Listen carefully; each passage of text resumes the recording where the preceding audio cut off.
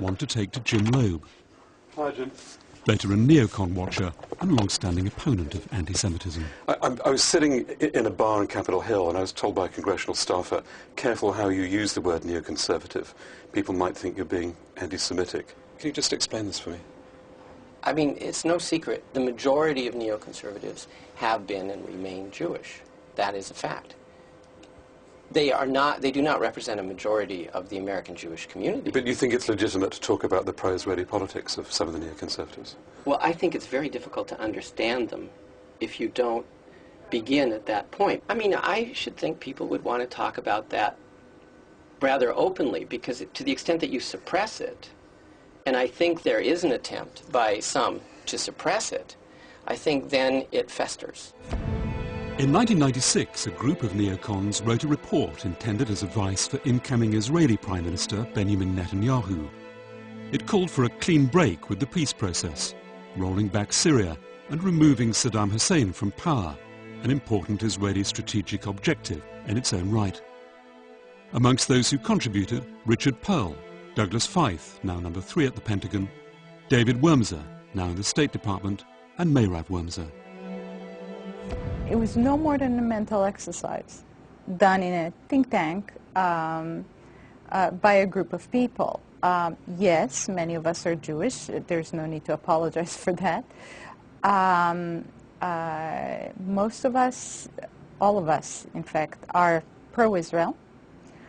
Some of us more fiercely so than others. But we have no problem also criticizing Israel.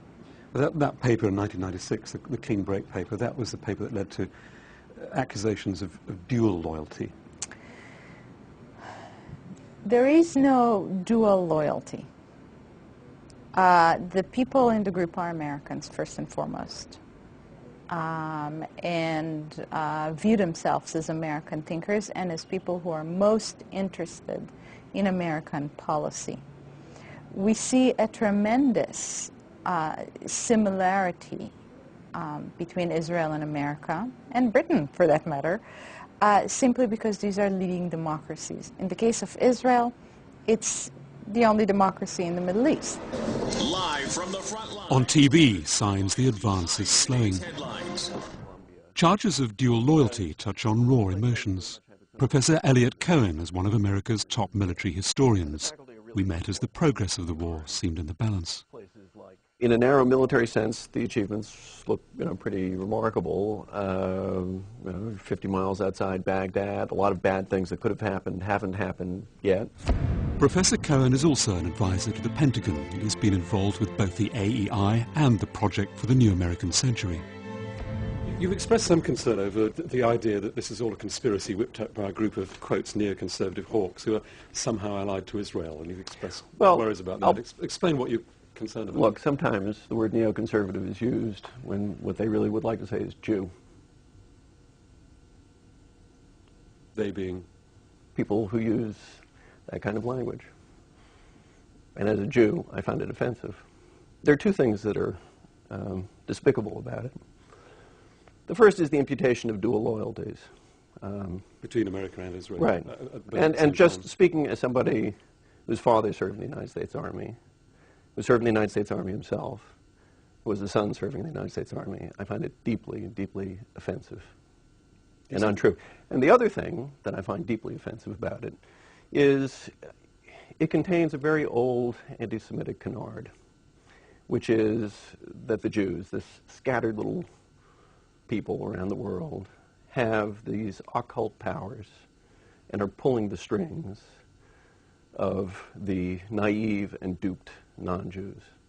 And it wasn't that long ago that those kinds of beliefs led to hideous things which impinged upon people like me very directly. So yes, I feel very strongly about it. Iraq will be disarmed, the Iraqi regime will be ended, and the long-suffering Iraqi people will be free. Again, it's the same In decades of oppression, the Iraqi regime has sought to... Same soundbite from the president, but today a chance for Tony Blair to make the TV headlines in America. There is a massive amount that has already been achieved. Do you think Tony Blair has anything in common with neoconservatives?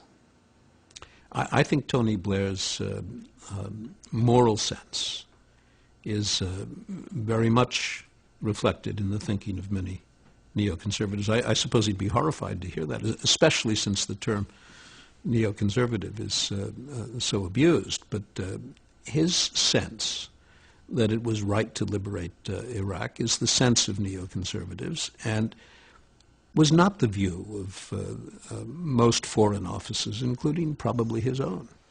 The justice of our cause lies in the liberation of the Iraqi people. And to them we say, we will liberate you. The day of your freedom draws near. It's very nice to sit around and say, we're in Europe and we believe in the rule of law and we believe in the United Nations. But Saddam Hussein is there, and he's a dictator, and he has weapons of mass destruction. And are you going to do something about it or not?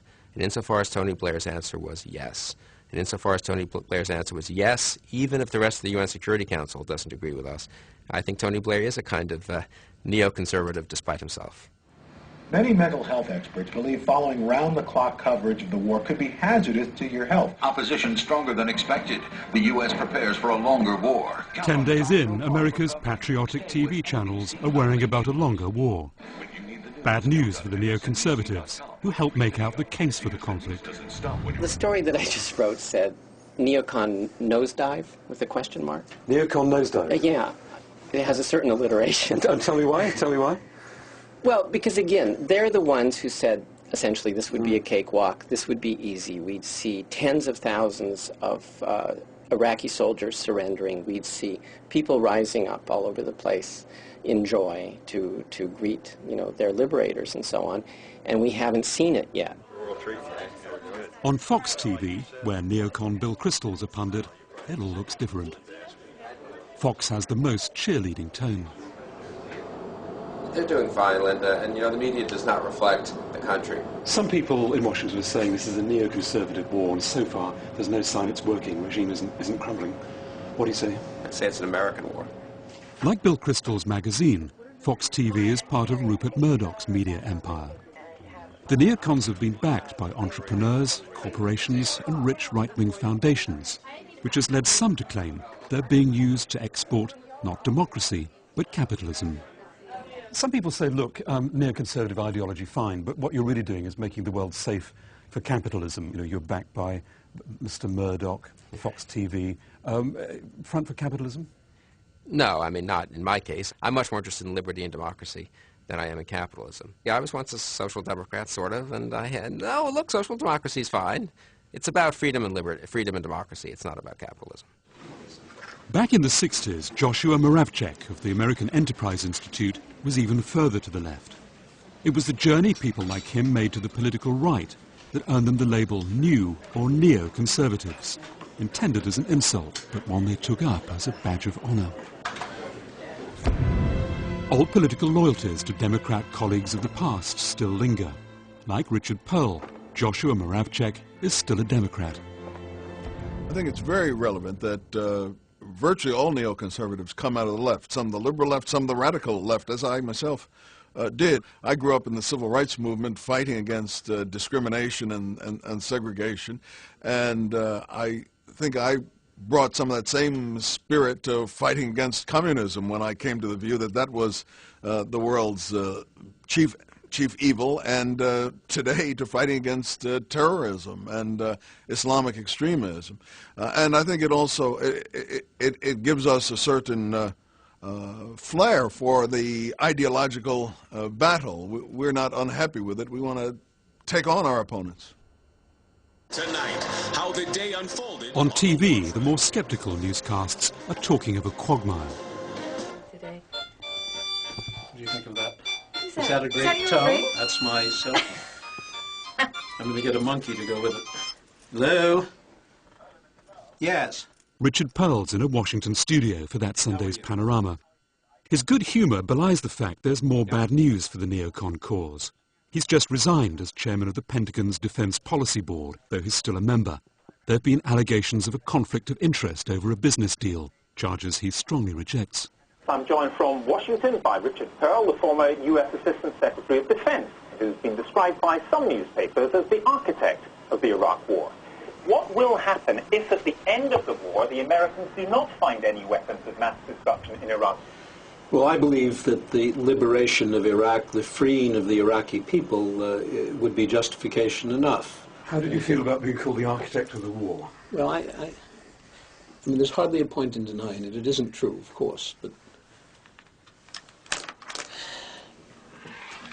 And as far as the planning is concerned, I had nothing whatever to do with that. Nothing. Do you think the influence of the neoconservatives in the Pentagon is going to be weakened by resignation at all? Certainly hope not. The Pentagon is in good hands.